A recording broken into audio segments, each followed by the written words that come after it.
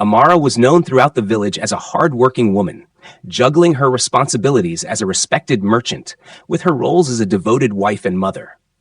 Her days were filled with the sights and sounds of the bustling marketplace, where the earthy scent of fresh produce mingled with the lively calls of bargaining. But on this particular evening, as the sun dipped low and a quiet chill swept through the air, an unease lingered in her heart. There was something different, something she couldn't name, but that pulled at her as she made her final sales. The village's usual hum was subdued, and the sunset seemed to come too quickly. Amara, tired and seeking the comfort of her family, decided to close her stall early.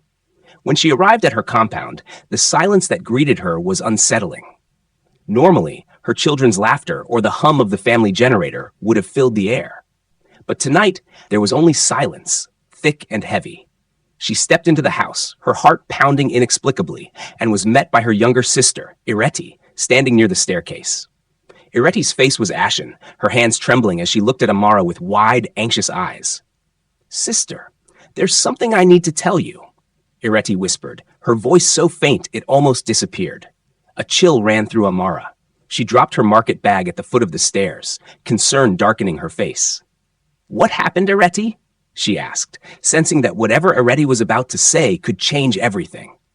Ireti's eyes shifted around the room, as if making sure they were alone. Leaning closer, she spoke, her voice just above a whisper.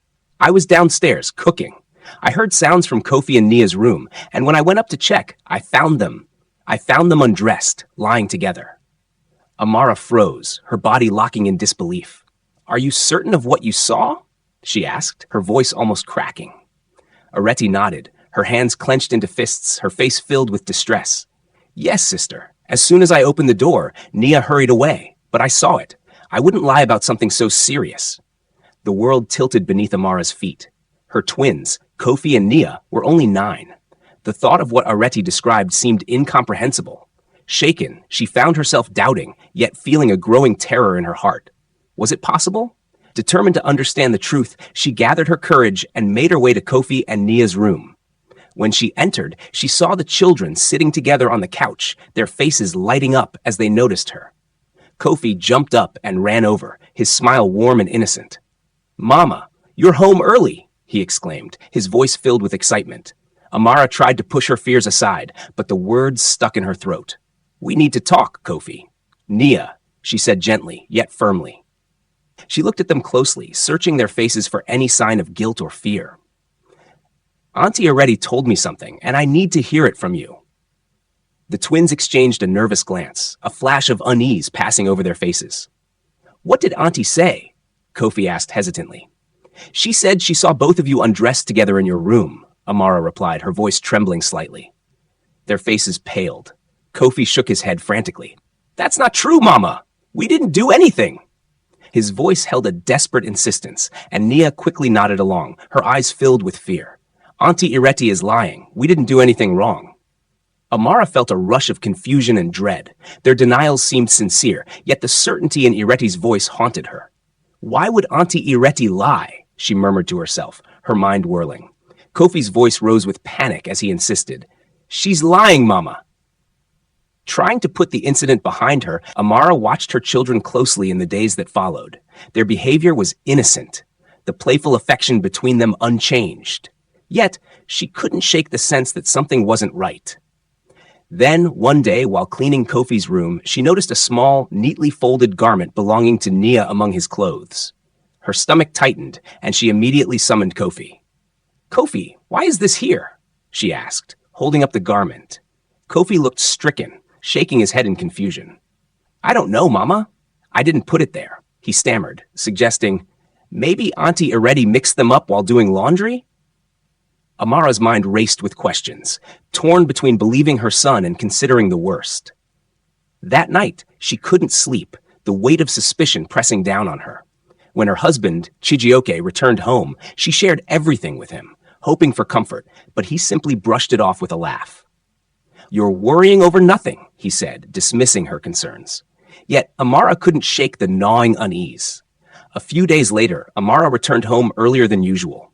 The silence in the house was deafening. She called out for her children, but no response came. Moving cautiously, she found herself at Kofi and Nia's door, slightly ajar. With her heart pounding, she pushed it open and froze, her world crashing down around her. Her children lay together on the bed in a way that struck her to the core. Amara's chest tightened, her breath caught. The children scrambled to cover themselves, their faces filled with fear and confusion. Kofi cried, "Mama, we didn't do anything. We didn't do anything wrong." His voice broke, his eyes wide with terror. Amara wanted to scream, but the shock held her voice back. "What is this?" she finally whispered, her words heavy with pain. Nia began to sob, her small hands covering her face. "We didn't do anything, Mama. Please, don't be angry." Trembling with heartbreak and disbelief, Amara managed to pull herself together enough to think clearly. Desperate for the truth, she made a drastic decision. That night, she set up a hidden camera. The next day, she watched the footage with Chijioke by her side, hoping to find answers to the unthinkable. But what she saw instead made her blood run cold. The footage showed her husband, Chijioke, with her sister, Ireti, in a moment of intimate betrayal. Amara's heart shattered as she realized the depth of the betrayal. But it was the next part of the video that broke her completely. Kofi and Nia, standing in the doorway, their innocent faces staring at a scene they could not possibly understand. It all became horribly clear. They had witnessed something beyond their understanding, something that may have affected them deeply. Numb with pain, Amara turned off the footage, her mind reeling. "I trusted you," she whispered, her voice a mix of heartbreak and fury. The family she had worked so hard to build had been torn apart in an instant. Her husband and sister had shattered the life they shared, exposing her children to something dark and destructive. The next morning, the weight of betrayal heavy on her heart, Amara confronted Chijioke and Ireti. "You both betrayed me," she said, her voice trembling. "How could you do this to me? To our children?" Chijioke, usually her pillar of strength, stood in silence, shame etched across his face. Ireti, tears streaming down her cheeks, could barely meet Amara's gaze. She tried to apologize, but her words fell on deaf ears. The betrayal was too great. With a sense of finality, Amara told them both to leave. Ireti begged for forgiveness, but Amara's anger and heartbreak were too overwhelming. She could not forgive them, could not allow them to remain in her life. Chijioke made no move to argue, his guilt silencing him. Amara felt her world collapse as she watched them leave. That night, Amara filed for divorce, resolving to rebuild her life, to protect and heal her children. She knew it would be a long road to recovery, but she was determined to find a way forward. She turned her focus to her business, vowing to provide a stable life for Kofi and Nia, despite the trauma they had endured. In the days that followed, as Amara struggled to understand the depth of the betrayal, she vowed to protect her children from further harm, to help them heal. Yet, the pain and anger lingered, the loss of trust cutting deeply. The family she once held dear had become something unrecognizable, leaving her to pick up the pieces and find a way to move on.